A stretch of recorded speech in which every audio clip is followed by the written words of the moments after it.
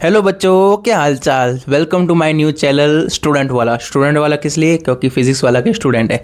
तो आज हम पढ़ेंगे क्लास 6 का चैप्टर नंबर 2 जिसका नाम है लाइन्स एंड एंगल। बहुत ही प्यारा चैप्टर, लेकिन बहुत ही ज़्यादा लेंथी है, ऐसा लोगों को लगता है, अपन को नहीं लगता। लेकिन अपन क्या समझेंगे, कॉन्सेप्ट वाइज कॉन्सेप्ट। तो चैप्टर का पहला पॉइंट है हमारा पॉइंट ये। पहला हेडिंग क्या है तुम्हारा? पॉइंट ये। पॉइंट क्या होता है? पॉइंट कोई भी चीज़ का एग्जैक्ट लोकेशन बता सकता है। पॉइंट कोई भी चीज़ का क्या बता सकता है? एग्जैक्ट लोकेशन बता सकता है। पॉइंट की कोई एक और खासियत है, उसके अंदर कोई साइज नहीं होती है। जैसे it has no size, length, width और हाइट। यानी पॉइंट के अंदर कोई भी लेंथ नहीं होगी, विड्थ नहीं होगी और हाइट नहीं होगी। लेंथ, विड्थ, हाइट तो जानते हो, 5th क्लास में 4th क्लास में समझ के आए हो। नहीं समझ आएंगे आगे समझा देंगे, कोई दिक्कत नहीं है। लेकिन अभी इतना याद रख लो कि पॉइंट की लेंथ, विड्थ और हाइट नहीं होती। दूसरा, पॉइंट को अपन रिप्रेजेंट करेंगे कैपिटल लेटर से। हमेशा पॉइंट को किससे रिप्रेजेंट करते हैं? कैपिटल लेटर से। जैसे A B C D continue Z तक। समझे? रटना नहीं है, कॉन्सेप्ट समझना है। उसके बाद है हमारा सेकंड टॉपिक है line segments. Line segment exam में कई बार पूछ लेते हैं 1 नंबर के क्वेश्चन में कि व्हाट इज लाइन सेगमेंट या फिर डिफाइन लाइन सेगमेंट। तो कुछ नहीं, कोई भी 2 पॉइंट ले लो, कोई भी 2 पॉइंट ले लो। उन दोनों पॉइंट के बीच वाले के पार्ट को क्या कहेंगे? लाइन सेगमेंट कहेंगे। क्या कहेंगे? लाइन सेगमेंट कहेंगे। जैसे मैंने लिखा है a part of a line. Line segment क्या होता है? एक लाइन का पार्ट होता है जिसके अंदर 2 एंड पॉइंट होते हैं। जिसके अंदर क्या होता है? 2 एंड पॉइंट होते हैं। लेकिन इन दोनों के बीच के आगे नहीं जाना चाहिए पॉइंट, इन दोनों के अंदर ही रहनी चाहिए लाइन। अगर लाइन इसके बाहर चली गई तो ये पॉइंट लाइन सेगमेंट नहीं होगी। इसको डिनोट करते हैं AB के ऊपर एक छोटी सी लाइन खींच देते, लेकिन उसके आगे पीछे नहीं होनी चाहिए, सिर्फ AB के ऊपर। ये लिख लो यहाँ तक। तो लाइन सेगमेंट तक क्लियर है। अब अगला टॉपिक हमारा लाइन। बहुत से बच्चे लाइन सेगमेंट और लाइन के अंदर कंफ्यूज होते हैं, तो आज हम इस कंफ्यूजन को भी मिटाएंगे। तो लाइन क्या होता है? लाइन होता है एक स्ट्रेट पाथ। पहले डेफिनेशन इसकी देख लो। Line is a straight path that goes on forever in both direction, it has no end points. अब मैं समझाता हूँ अपने देसी स्वैग से। देखो, लाइन सेगमेंट क्या होता है? जो 2 पॉइंट होते हैं उसके अंदर के पाथ को कहते हैं। और लेकिन लाइन क्या होती है? जो 2 पॉइंट होते हैं उसके दोनों डायरेक्शन से अगर अपन डिस्टेंस को बढ़ा दे, अगर उस लाइन को क्या कर दे? बढ़ा दे, तो वो क्या बन जाती है? लाइन बन जाती है। क्या बन जाती है बच्चों? लाइन बन जाती है। समझ में आया? कंफ्यूजन नहीं रखनी लाइन सेगमेंट और लाइन के अंदर। लाइन सेगमेंट के दोनों पॉइंट के अंदर तक की लाइन होती है, लेकिन लाइन में दोनों पॉइंट की क्या होती है? बाहर भी जाती है, लेकिन वो डायरेक्शन में। एक डायरेक्शन मत कर देना। समझ में आया? तो ये लाइन की भी लिख लो। तो बच्चों लाइन हो गया खत्म। अब अगला टॉपिक है हमारा रे। रे क्या होता है? रे भी एक लाइन का ही पार्ट होता है जिसके अंदर क्या होता है? एक एंड पॉइंट होता है। जिसके अंदर क्या होता है? एक एंड पॉइंट, यानी एक पॉइंट से स्टार्ट होगी और दूसरे पॉइंट तक कंटिन्यू डायरेक्शन चलती रहेगी। जैसे समझो, मान लो मेरा स्टार्टिंग पॉइंट क्या? ए है। यहाँ से मैं एक लाइन खींचूंगा और ये कंटिन्यू आगे जाता रहेगा, लेकिन लाइन यहाँ से आगे नहीं बढ़ेगी। स्टार्टिंग पॉइंट हमेशा क्या होगा? सिर्फ एक ही एंड पॉइंट होगा। इसका यानी खत्म होने वाला लाइन क्या होता है? एक ही एंड पॉइंट होगा।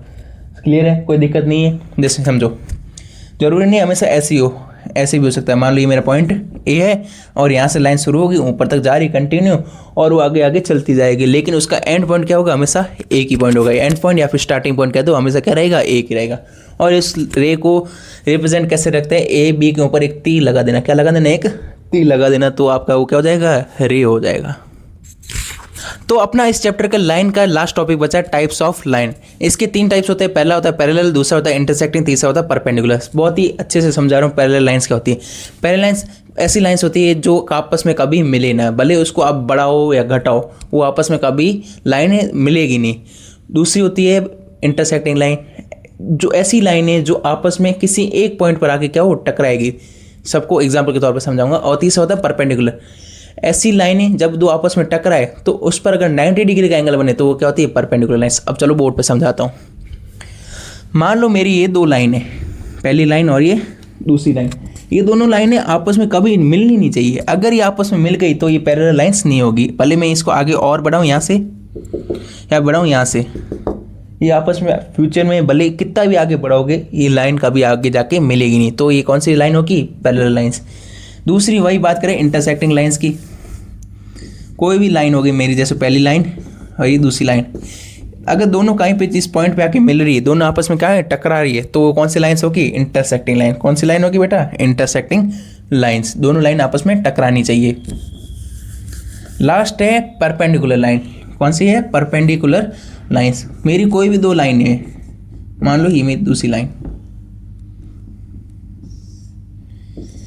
अगर ये पॉइंट पे टकरा रही है, अगर उस पॉइंट पे 90 डिग्री या फिर राइट एंगल बन रहा है, तो वो कौन सी होगी? Perpendicular line. अब देखो इधर इधर राइट एंगल बन रहा है, तो ये मेरी लाइंस क्या हो गई, परपेंडिकुलर लाइंस। तो इसी के साथ हमारा लाइन वाला टॉपिक जो है अपना चैप्टर का लाइंस एंड एंगल में लाइन वाला टॉपिक है वो ख़त्म हो गया। तो फर्स्ट पार्ट खत्म हो गया। अब अगले में पार्ट में हम शुरू करेंगे एंगल वाला। तो आज का हम समरी देख लेते हैं। सबसे पहले अपन ने पढ़ा था पॉइंट। पॉइंट क्या होता है, किसी भी चीज़ का एग्जैक्ट लोकेशन फाइंड करने का काम क्या होता है, पॉइंट होता है।